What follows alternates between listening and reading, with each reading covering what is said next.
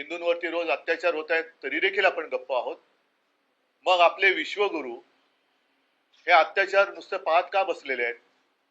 माझी पंतप्रधान नरेंद्र मोदीजींना विनंती आहे तमाम हिंदूंतर्फे की जसं आपण एका फोनवरती युक्रेनचं युद्ध थांबवलं होतं तसंच बांगलादेशमध्ये जे काही हिंदूंवरती अत्याचार होत आहेत त्याबद्दल आपण काहीतरी भूमिका घ्यायला पाहिजे, पावलं उचलायला पाहिजेत।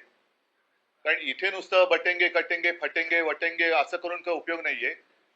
जिथे काही नाहीये तिकडे छाती फुगवून दाखवण्यात काही अर्थ नाहीये, पण जिथे अत्याचार होत आहेत त्यांना आपली धमक दाखवण्याची आज गरज आहे। आणि त्याच्यासाठी आपण काय करणार आहोत? कारण काल आमच्या खासदारांनी माननीय पंतप्रधानांच्या भेटीची वेळ मागितली होती पण त्यांना ती नाकारण्यात आली।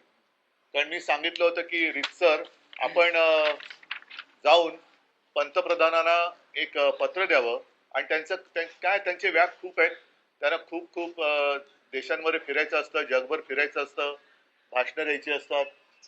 तर कदाचित त्यांच्या नजरेत बांगलादेशामध्ये होणारे हिंदूंवरचे अत्याचार लक्षात आले नसतील, जसं मणिपूरचे आलेले नाहीत तसंच हिंदूंवरचे अत्याचार बांगलादेशात होत आहेत, मंदिर जाळलं जाते, आणखीन काय काय होते संपूर्ण सगळ्या काय बातमी येत नाहीयेत। तर केंद्र सरकारने तात्काळ काय पावलं उचलणार आहेत हे स्पष्ट केलं पाहिजे।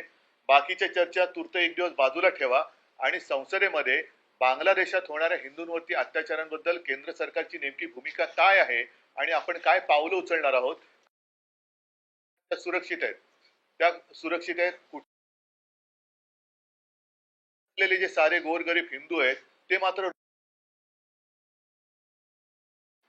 हे त्यांनी सांगायला पाहिजे।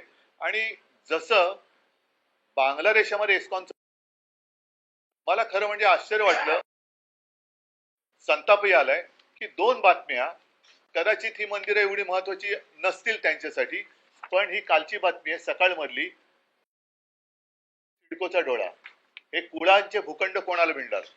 आता सध्या भूखंड कोणाला एकालाच मिळतात, तर हा सुद्धा भूखंड जो आहे सिडकोचा हा सुद्धा त्यांनाच जाणार आहे का?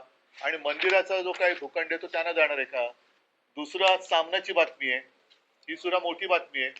गेल्या 80 वर्षापासून दादर रेल्वे स्टेशनच्या इथे असलेलं हमालानी बांधलेलं, जो हमाल कष्ट करतो त्या हमालानी बांधलेलं मंदिर गणपतीचं आणि हनुमानाचं हे भाजप सरकारने त्याला नोटीस पाठवली। ती नोटीस माझ्याकडे आहे की तुम्ही रेल्वेच्या जागेवरती अतिक्रमण केले 80 वर्षापूर्वी, 80 वर्षापूर्वीचं मंदिर हे पाडायला निघाले। मग तुमचं कुठे हिंदुत्व, कसलं हिंदुत्व आहे तुमचं? आम्हाला तुम्ही जेव्हा प्रश्न विचारता तुम्ही हिंदुत्व सोडलं का, मग तुम्ही काय सोडलेलं आहे आता?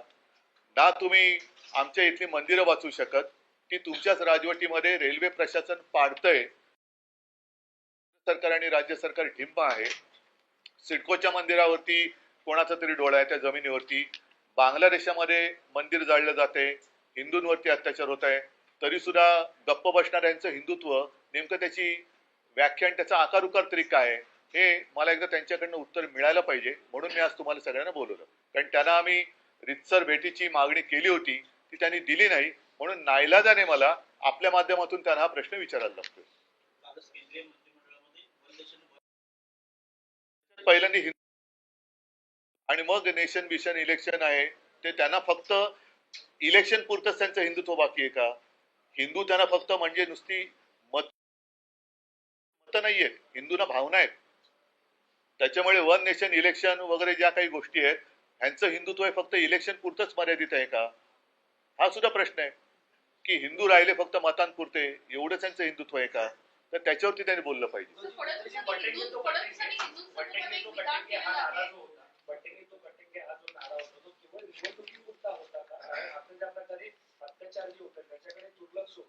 हो, तसंच माझं म्हणणं आहे की यांचं हिंदुत्व हे मतांपुरतं आहे, फक्त हिंदूंची मतं पाहिजेत, त्यांना भयभीत करायचं, त्यांना घाबरवायचं, त्यांची मतं घ्यायची आणि आल्यानंतर स्वतःच त्यांची आता मंदिरं पाडायला निघाले ती लोक। मग यांचं हिंदुत्व कुठे? आता कुठे गेलं यांचं हिंदुत्व? म्हणजे आता मंदिरं कुठे सेफ आहेत? अगदी बांगलादेशात पण नाही आणि आपल्या मुंबईत पण नाहीयेत। म्हणजे एक आहे तो सेफ आहे, ते कुठे मंदिरं कुठे सेफ आहेत? फडणवीसांनी आताच एक विधान केलेलं आहे, त्यांनी म्हटलेलं आहे की 25 कोटी लोकांना गरिबीतून बाहेर काढलंय, हे हिंदू इकॉनॉमीचं खरं तर मॉडेल आहे।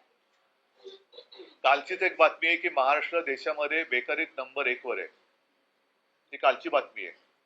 आता त्याच्यामध्ये हिंदू आहेत की नाही हे कल्पना नाही, पण मी फडणवीसांना आता याच्यात घेतच नाही, कारण बांगलादेशाचा मुद्दा आहे आणि फडणवीसांना याबद्दल घेणार आहे की आपल्या मुंबईतलं मंदिर जे 80 वर्षापासूनचं हनुमानाचं मंदिर आहे, हमालांनी कष्टाने बांधलेलं आहे, तिथलं झाड बीड त्यांनी छान व्यवस्थित ठेवलेलं आहे, असं मंदिर पाडण्याचा फतवा निघतोय रेल्वे खात्याकडनं, तेव्हा फडणवीसांचं हिंदुत्व काय करते, भाजपचं हिंदुत्व काय करते? आता ती बातमी आहे ती नीट बघितली पाहिजे, कालची का परवाच्या सकाळ मधली आहे की सिडकोच्या मंदिराच्या भूखंडावरती सुद्धा डोळा आहे, सिडकोचा डोळा आहे मंदिर